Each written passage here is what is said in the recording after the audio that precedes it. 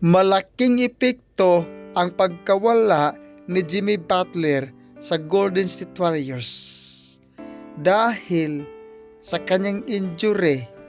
Nahirapan ang Golden State Warriors na makaabante sa purok 8. Kapag hindi na injury si Jimmy Butler, mayroon ng kasama si Stephen Curry para buhatin ang Golden State Warriors na napako na sa purok 8. Para kay Jimmy Butler, magpahinga muna, magpalakas para makarecover upang matulungan ang Golden State Warriors na makapasok sa playoff.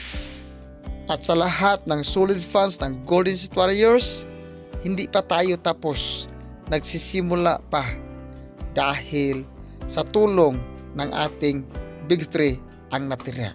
Si Al Horford, Draymond Green at ang nag-iisang the greatest shooter of all time, ang ating Stephen Curry.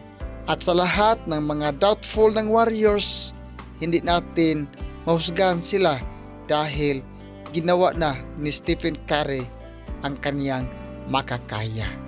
Sa ngayon, napako pa tayo sa purok 8. Pero hindi kayang maliitin dahil manatili pa rin ang ating kasabihan, ang bula ay bilog. Kaya nga, magtiwala tayo na kaya itong buhatin ng ating Big 3, ang Golden State Warriors, na maiangat sa standing. Ang purok 8 ay pwede nating maging simbolo ng pagbabago.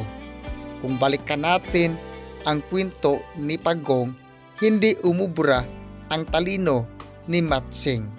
Struggle man tayo sa umpisa, pero hindi ibig sabihin na maging struggle forever ang ating dinaanan.